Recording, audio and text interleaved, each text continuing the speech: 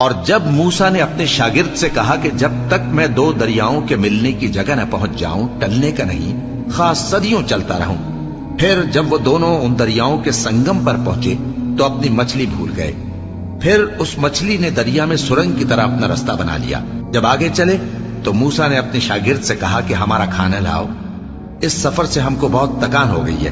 اس نے کہا کہ بھلا آپ نے دیکھا کہ جب ہم نے اس چٹان کے پاس آرام کیا تھا تو میں مچھلی وہیں بھول گیا، اور مجھے آپ سے اس کا ذکر کرنا شیطان نے بھلا دیا، اور اس مچھلی نے عجیب طرح سے دریا میں اپنا رستہ بنایا۔ موسیٰ نے کہا یہی تو وہ مقام ہے جسے ہم تلاش کرتے تھے۔ تو وہ اپنے پاؤں کے نشان دیکھتے دیکھتے لوٹ گئے۔ وہاں انہوں نے ہمارے بندوں میں سے ایک بندہ دیکھا جس کو ہم نے اپنے ہاتھ سے رحمت خاص سے نوازا تھا اور اپنے پاس سے ایک خاص علم بخشا تھا۔ موسیٰ نے ان سے جن کا نام خضر تھا کہا کہ جو علم اللہ کی طرف سے آپ کو سکھایا گیا ہے، اگر آپ اس میں سے مجھے کچھ بھلائی کی باتیں سکھائیں تو میں آپ کے ساتھ رہوں۔ خضر نے کہا کہ تم میرے ساتھ رہ کر صبر نہیں کر سکو گے، اور جس بات کی تمہیں خبر ہی نہیں اس پر صبر کر بھی کیسے سکتے ہو؟ موسیٰ نے کہا اللہ نے چاہا تو آپ مجھے صابر پائیے گا، اور میں آپ کے ارشاد کے خلاف نہیں کروں گا۔ خضر نے کہا اگر تم میرے ساتھ رہنا چاہو تو شرط یہ ہے مجھ سے کوئی بات نہ پوچھنا جب تک میں خود اس کا ذکر تم سے نہ کروں۔ تو دونوں چل پڑے، یہاں تک کہ جب کشتی میں سوار ہوئے تو خضر نے کشتی کو پھاڑ ڈالا۔ موسیٰ نے کہا کیا آپ نے اس کو اس لیے پھاڑا ہے کہ سواروں کو غرق کر دیں؟ یہ تو آپ نے بڑی عجیب بات کی۔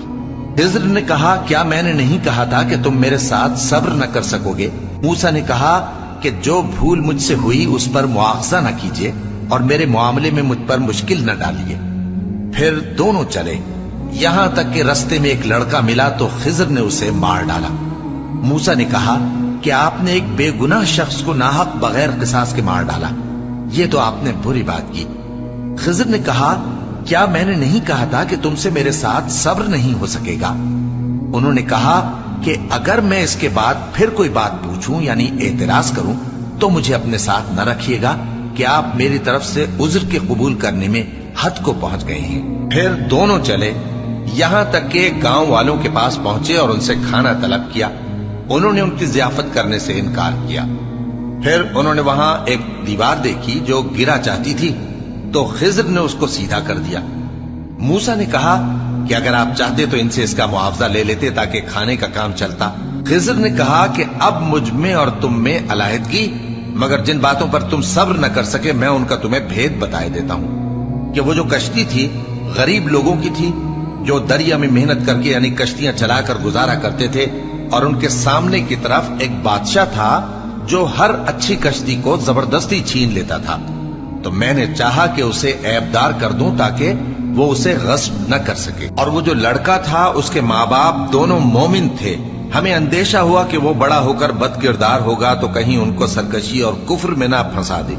تو ہم نے چاہا کہ ان کا پروردگار اس کی جگہ ان کو اور بچہ عطا فرمائے جو اخلاقی پاکیزگی میں بہتر اور محبت میں زیادہ قریب ہو۔ اور وہ جو دیوار تھی سو 2 یتیم لڑکوں کی تھی جو شہر میں رہتے تھے، اور اس کے نیچے ان کا خزانہ دفن تھا، اور ان کا باپ ایک نیک آدمی تھا۔ تو تمہارے پروردگار نے چاہا کہ وہ اپنی جوانی کو پہنچ جائیں اور پھر اپنا خزانہ نکالے۔ یہ تمہارے پروردگار کی مہربانی ہے، اور یہ کام میں نے اپنی طرف سے نہیں کیے، یہ ان باتوں کی حقیقت ہے جن پر تم صبر نہ کر سکے۔